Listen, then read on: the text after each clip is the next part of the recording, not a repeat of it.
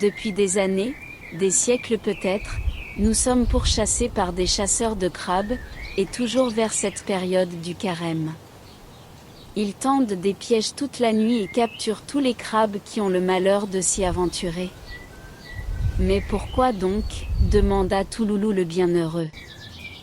Le manchot fit une moue en signe de doute, car il n'était pas sûr de ce qu'il allait avancer. Il leva légèrement les yeux, cherchant son inspiration dans le bleu profond du ciel, puis il reprit son histoire. D'après ce qu'on raconte, c'est à cause de cette coutume.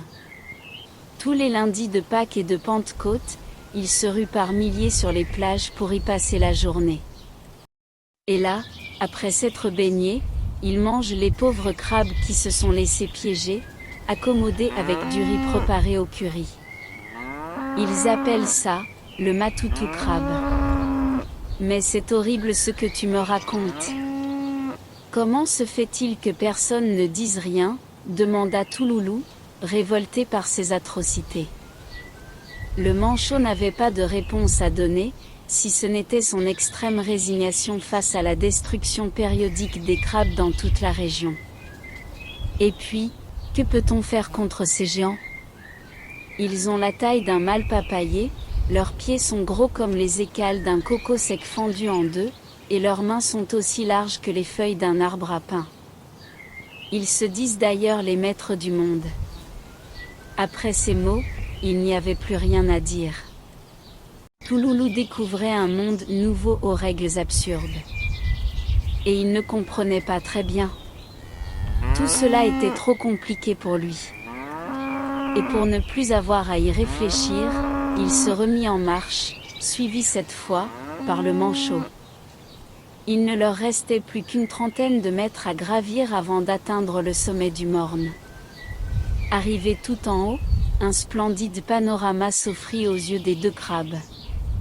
Touloulou fut enchanté par toute cette beauté. Au loin, la ligne d'horizon séparait le bleu du ciel de celui de la mer. Et au milieu de l'eau, des taches blanches étaient comme des morceaux de nuages tombés du ciel. Plus près de la côte, la mer était transparente, d'un vert émeraude. Il n'y avait pas de plage et les arbres avaient les pieds dans l'eau. Le vent portait l'odeur de la mer à l'intérieur des terres. Et cela faisait du bien. Un îlet au front pelé semblait se noyer au milieu d'un bouillonnement d'écume. Je n'avais jamais vu la mer d'aussi loin, dit Touloulou, ne pouvant détacher son regard de toute cette beauté. Le manchot était aussi très admiratif. Pourtant, ce n'était pas la première fois qu'il découvrait ce panorama. Il aimait passer par là au cours de ses nombreuses errances dans la région. De plus, il évitait ainsi de faire de mauvaises rencontres. Comme ça, avait-il ajouté, je joins l'utile à l'agréable. Bien sûr. Mais où sommes-nous? Demanda Touloulou. Nous sommes sur le morne du moulin à vent, et tout là-bas, c'est le pays des Mantous. Le manchot lui avait montré une partie de la mangrove se situant à quelques kilomètres de là. Et c'est ici que nos chemins vont se séparer, mon cher Touloulou. Moi, j'ai quelques petites affaires à régler de l'autre côté du Morne. Déjà. Mais comment ferai-je pour arriver jusque là-bas? C'est encore bien loin, lui fit remarquer Touloulou, paniqué à l'idée de se retrouver bientôt seul. Du coup, le paysage perdait toute sa magie et paraissait hostile. Il ressentait l'horrible impression de devoir se battre contre tous les éléments qui l'entouraient. Et pour accroître encore sa subite panique, le manchot lui expliquait dans les moindres détails tout le chemin qui lui restait à parcourir jusqu'au pays des Mantous. Il devait tout d'abord descendre en bas du morne du moulin à vent en longeant les traces d'une ravine. Plus bas, il allait trouver une mare. Il aurait à la contourner sur la gauche. De là, il apercevrait un cocotier qui dominait par sa taille le bas du morne. Mais il devrait être prudent, très prudent. Oui, ne pas oublier qu'en bas, sous les arbres, il n'aurait plus aucun repère, si ce n'est que la tête du cocotier. Ce serait son seul salut. Il devait y penser.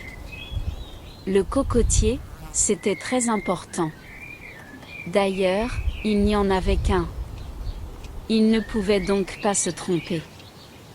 En quittant la mare, il aurait ensuite à marcher pendant 3 jours, toujours en direction du cocotier. Entre-temps, il aurait à traverser le plateau des 1000 fruits. Il comprendrait plus tard. Après, c'était facile, très facile. La terre ne serait plus aussi dure, ce serait une sorte de boue imbibée de sel. Et là, il n'aurait plus qu'à s'enfoncer dans la mangrove, tournant cette fois le dos au cocotier. Le pays des Mantous se trouvait là, sous les palétuviers, avait-il bien compris? Oui. Avait-il également compris qu'il lui fallait se méfier des pièges posés par les chasseurs de crabes? Oui. Des boîtes avec des appâts à l'intérieur dont le couvercle vous tombait sur la tête dès qu'on les attrapait? Oui. Bien entendu, celui qui se faisait prendre était bon pour le prochain matoutou crabe du lundi de Pâques. Avait-il bien compris cela aussi? Oui. Dieu le garderait alors. Oui, tout cela était clair, la ravine, la mare, le cocotier, le plateau des 1000 fruits, les 3 jours de marche, la boue, la mangrove, les palétuviers, les pièges à crabes, les couvercles qui tombaient flap sur la tête, le matoutou crabe. Oui, tout était clair, mais quelle angoisse!